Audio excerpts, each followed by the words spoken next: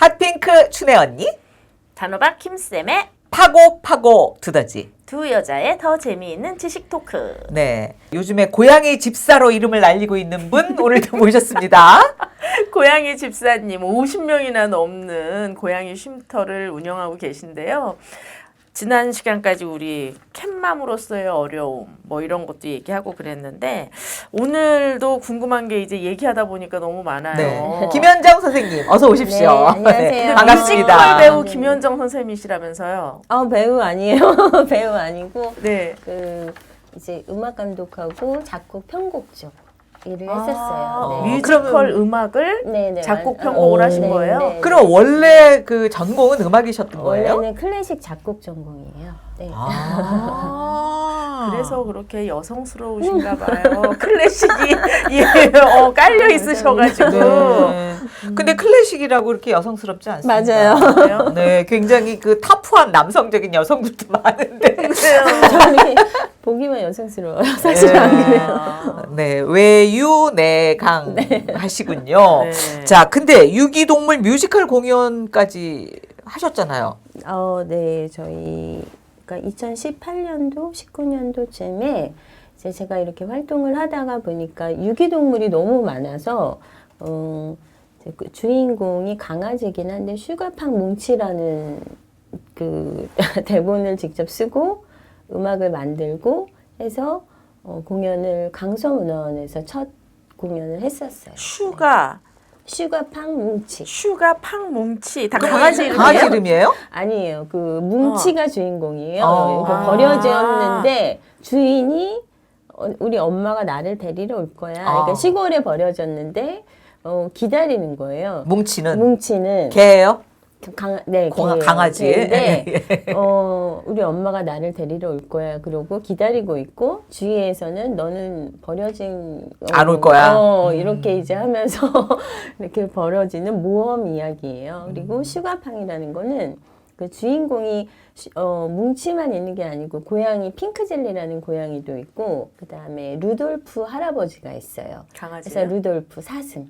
네, 나와요? 루돌프 사슴이 나와요. 저희 원래는 제목이 산타독이었는데 네, 이제 겨울 시즌에 맞춰서 그렇게 했었는데 슈가팡 뭉치로 바꿨어요. 슈가팡이라는 거는 그 루돌프 할아버지가 뭉치한테 이렇게 힘을 실어주는 주문. 슈가팡 이러는 건가? 슈가팡 수루꾸루야 이렇게 주문이 있어요. 그 주문을 외우면 우리가 뭐 이렇게 맛을 이렇게 뭐 변신하는 것처럼 네네네 그런 슈가팡 꾸루꾸루약 이렇게 하는 거기에 이제 나오는 슈가팡이고 그 슈가팡을 만들게 된 거는 제가 이제 단 거를 되게 좋아해요. 그냥 아주 단순한 이유로 그래서 뭐가 좋을까 하다가 설탕 슈가. 그래서 설탕나라가 실제로 나와요. 이막에 보면은 어린이 뮤지컬이에요? 어린이 뮤지컬인데 네. 사실은 어린이 뮤지컬이지만 성인 동화 메시지가 있어서 네, 성인들이 함께 볼 수 있게 그렇게 만들어 본 거예요. 그러면은 대본을 처음부터 쓰시고 음악도 거기에 다 작곡하시고. 음악도 작곡하고 네네. 궁금하네요. 진짜. 올해도 또 하나요? 아니요. 올해는 안 해요? 네, 아쉽네요. 보고 조금 싶은데. 더 해서 기회가 된다면 네. 풀로 한번 공연을 해보고 싶어요. 그게 어느 네. 정도예요? 시간은 어느 정도 시간은 걸려요? 1시간 조금 안 돼요. 네. 그럼 딱 좋은데 그죠? 네, 맞아요. 네. 보고 싶다. 아니 그러면은 개인적인 질문인데 네. 이렇게 혼자 사시는 거예요? 아니면 결혼도 하셨어요? 네, 신랑이 있습니다. 그러면 이 남편분도 같이 네. 일을 그러니까 같이 그 반려묘 집사 이렇게 좀 도와주시. 사실은 나요? 신랑은 그렇게 고양이를 좋아하지 않고요. 알레르기가 굉장히 심해요. 고양이 그래서 털 고양이 알러지? 털 알러지. 그런데 그 직업이 노래하는 사람이어가지고 뮤지컬 배우예요. 그러면 그래서 뮤지컬 하시다가 남편이랑 만나셨어요? 네, 제가 이제 편곡한 작품의 주인공이어가지고. 아니 그러면 하루 종일 고양이들이랑 지내다가 남편을 만나면 남편이 가까이 오지 말라고 그러는 거 그래서 아니에요? 항상 옷을 몇 번씩 갈아입어요. 아니 그러니까 그 알러지가 네네네. 이렇게 약간 고양이의 그 기운만 있어도 막 이렇게 코가 막히고 기침하고 막 이런 거예요? 성대가 부어요. 그럼 치명적이잖아요. 사실은 성대가 부으면 호흡곤란이 오잖아요. 그래요. 처음에는 그걸 몰랐으니까 이제 다 아기 고양이를 구조해서 집에서 키워보려고 데리고 들어왔었는데 성대가 붓고 그리고 성악하는 분들은 보면은 약을 안 먹더라고요. 그 목소리가 같은 게 아니요, 생길까 목소리가 봐. 달라지니까. 네, 목소리가 그 미세하게 변하는 거 그거에 약을 혹시 예민해서 먹었을 때 그래서 감기약도 원래 신랑이 안 먹어요. 그래요? 안 먹고 모든 약을 웬만하면 안 먹는데 알러지 약은 당연히 안 먹죠. 그래가지고 그것 때문에 사실 많이 힘들고 싸우기도 많이 싸우고 네. 그래도 그래도 이제 같이 살긴 많이 살아요, 지금도? 아직까지 같이 살고 있습니다. 아니 그러니까는 본인도 고양이 알러지가 있었다는 걸 몰랐던 거예요.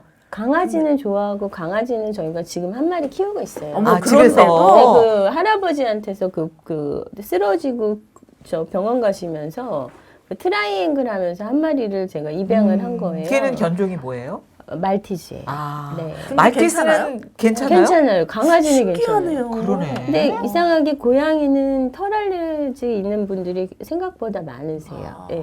그래서 집에서는 사실 고양이를 키울 수가 없는 상황이고 그리고 이렇게 몇 년 이런 식으로 지내다 보니까 조금 처음에는 뭐 재채기를 뭐 거의 뭐 한 5분에 100번은 한 것 같아요. 너무 그러니까 심한 것 처음에는 몰랐으니까. 처음에 몰랐으니까 네 굉장히 심하더라고요. 근데 어떻게 그래도 알게 됐어요? 병원에 가보니까? 아니요 증상이 이제 고양이만 나타나면 고양이만 봤다 하면은 벌써 증상이 계속 똑같이 나오니까 그러니까 참 정말 인연이 저도 사실 알러지가 있어요. 그래요? 저도 털 알러지가 있어가지고 저도 이렇게 밀폐된 데서 한 2시간 정도 있으면 호흡곤란이 올 정도인데 저는 이제 만성이 됐고 제가 워낙 고양이들을 좋아하니까 굳이 뭐 약까지는 먹지 않죠. 처음에는 약도 먹고 병원도 다니고 굉장히 고생을 많이 그 했어요. 면역력이 좀 생겼나 보네요. 조금 적응을 했나 봐요, 몸이. 그래서 지금도 약간 이렇게 코맹맹이 소리가 나고 이런 거는 거의 비염, 비염. 알레르기 비염. 네, 알레르기 비염이 생긴 거예요. 그 남편이 뭐라 그래요, 근데? 그래도 참 서로 사이가 좋으신가 보다. 안 그래요? 많이 싸웠고 사실 누가 좋아하겠어요? 같이 사는 그리고 너무 깜짝 놀랐을 것 같아, 남편 입장에서도. 충격을 많이 받았겠죠. 그런데 그 쉼터를 하기까지 그 과정이 있잖아요. 그게 몇 년이에요? 그게 2016년도부터 그러니까. 제가 지금 올해 2022년이니까. 작년 12월에 했으니까 쉼터가 그 전에는 그 다른 쉼터도 가서 그 임시 쉼터장을 하면서 봉사도 많이 하고 그렇게 했는데 사실은 좀 힘든 고민들이 많이 있었고 지금도 조금 힘들 때도 많고 하는데 그래도 너무 고마운 거는 그 시가방 뭉치에 포수 역할로 직접 출연도 하고 연출도 해주고 배우니까 또 도와줘야 되잖아 식구니까 연출도 해주고 연습도 시켜주고 그다음에 쉼터에 이렇게 칸막이 공사도 직접 해주고 그 남편 좀 이름도 좀 밝혀주세요. 이름이요? 본인이 원하지 않는지 확인해야 돼요. 본인이 좀 원하진 않아요. 확인을 해봐야지. 아니, 근데 말씀을 또 듣다 보니까 약간 궁금한 게 우리가 이제 반려동물을 키우다가 이렇게 한 마리만 보내도 정말 마음이 진짜 아프고 잊혀지지가 않고 막 그런 힘든 시기를 또 보내잖아요. 네네. 근데 이제 그 쉼터를 운영을 하시면 또 특히 이제 좀 건강 상태가 안 좋은 아이들을 또 이렇게 입양을 하게 되는 경우들이 많으니까 보살피고 이제 그러다가 또는 이제 어느 일정 정도 한참 동안 같이 있다가 이렇게 가게 되면 그런 상처가 또 되게 많이 받으실 것 같아요. 맞아요.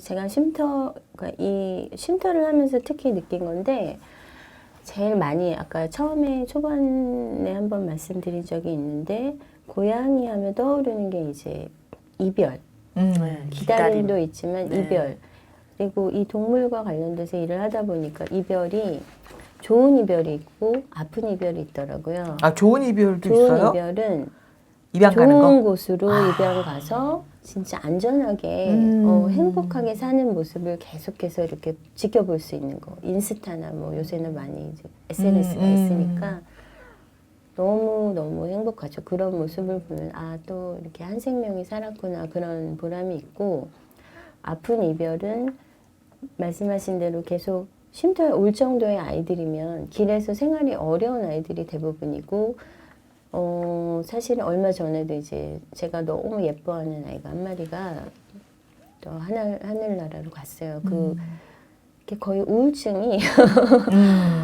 너무 힘이 사실은 많이 그게 가장 힘들어요. 그러게요. 그러니까 이게 육체적으로 힘들거나 뭐 재정적으로 힘든 거는 제가 어떻게든 노력을 해가지고 풀 수 있는 문제인데 살리려고 데리고 와서 나름 열심히 했는데 살아내지 못하고 이렇게 하늘나라로 간 아이들에 대한 그리움, 미안한 죄책감 그런 게 있을 것 같아요. 그런 것들이 계속 쌓여가니까 사실은 그거가 극복해야 되는 가장 큰 문제이고 그게 너무 마음이 아파요. 근데 그걸 극복하는 게 쉬운 일이 아닐 것 같은 게 저도 집에서 강아지 2마리를 키우다가 그 친구들이 하나씩 이제 한 10몇 년씩 살고 하늘나라로 가기 직전에 한 1년 동안 그 아픈 모습들을 쭉 봐야 되잖아요.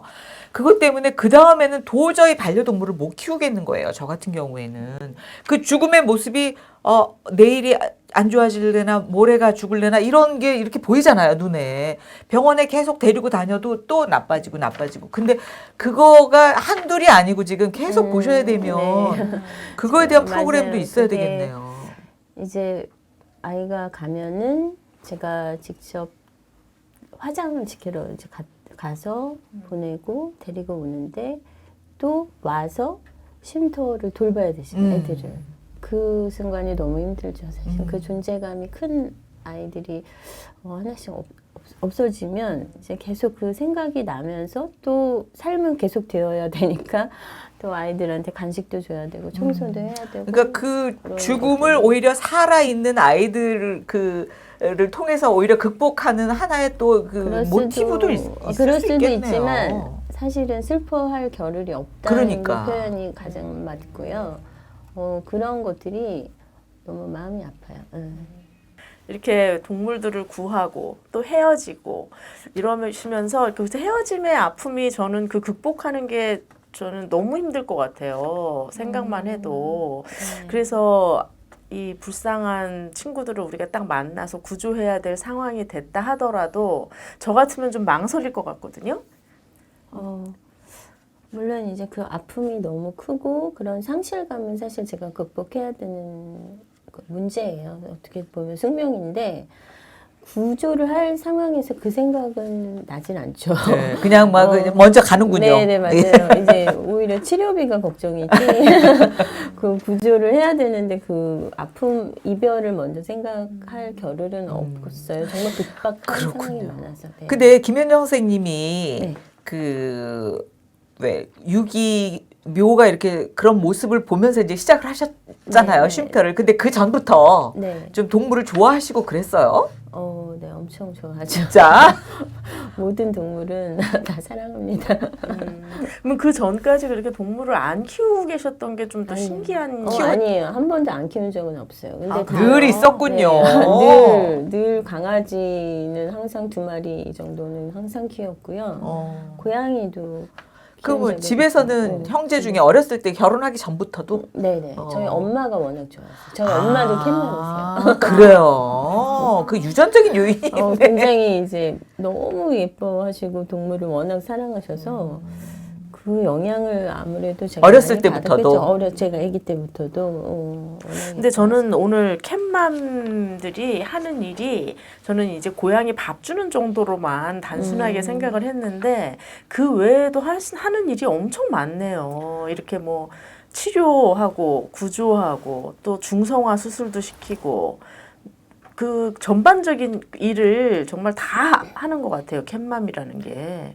처음에는 사실 단순하게 배고프니까 밥 한 끼 먹으러 하고 이제 밥을 주게 되는 게 계기가 되는 거고 사실 실제로도 밥만 주시는 분들도 많이 계세요. 그런데 이 계속 그 자리에 오는 같은 고양이들을 보면서 새끼를 데리고 오는 아이들도 있고 계속 출산을 하는 걸 보면 아, 쟤는 중성화를 시켜줘야겠구나. 어미가 너무 힘들겠구나. 혹은 막 침을 흘리고 너무 아파하는 고양이를 보면 아, 약이라도 좀 먹이고 싶다. 이런 게 그냥 자연스럽게 우러나서 하는 거가 되면서 일이 조금 범위가 넓어지는 것 같아요. 그러면서 계속 이제 범위를 넓혀 가시는 거네요. 그렇죠? 그렇죠. 거의 비슷한 일들이고 그다음에 이제 민원이 계속 문제가 되니까 조금 더 그 합리적으로 공감을 할 수 있는 그런 뭐 좀 그 급식소라든지 이런 거에 더 또 관심을 사업을 추진하게 되셨고. 네. 네. 근데 남편도 그 뭐야 어떤 반려동물이나 동물들을 싫어하는 분은 아닌가 봐요. 네, 강아지는 되게 좋아하고요. 어. 스타일이 저하고는 조금 틀리지만 동물을 그렇게 싫어하진 않아요. 처음에 고양이를 무서워하더라고요. 아, 몹시 무서워하는데 똑같아요. 그냥 일반 그 아까 말씀하신 것 같이 고양이들이 이렇게 휙 지나가고 밤에 밤길에 다들 무서워하잖아요. 그렇게 했는데 계속 접하고 그렇게 하다 보니까 조금씩 인식이 바뀌는 것 같아요. 네. 그러면 도대체 생계의 수단은 작곡이시고 선생님은? 저는 뭐 레슨도 하고, 네, 뭐 반주도 하고. 그러니까 벌지 지금 못하지만, 고양이를 네. 먹여 살리기 위해서 열심히 일하시는. 네, 뭐 이렇게 그 사회복지사, 그러니까 상담사 일도 하시고 작곡도 하고 뭐 다 하시는 것 모든 같아요. 것이 거기다 다 맞춰져 예, 있어가지고. 예. 고양이들이 네. 기다리고 있다잖아요.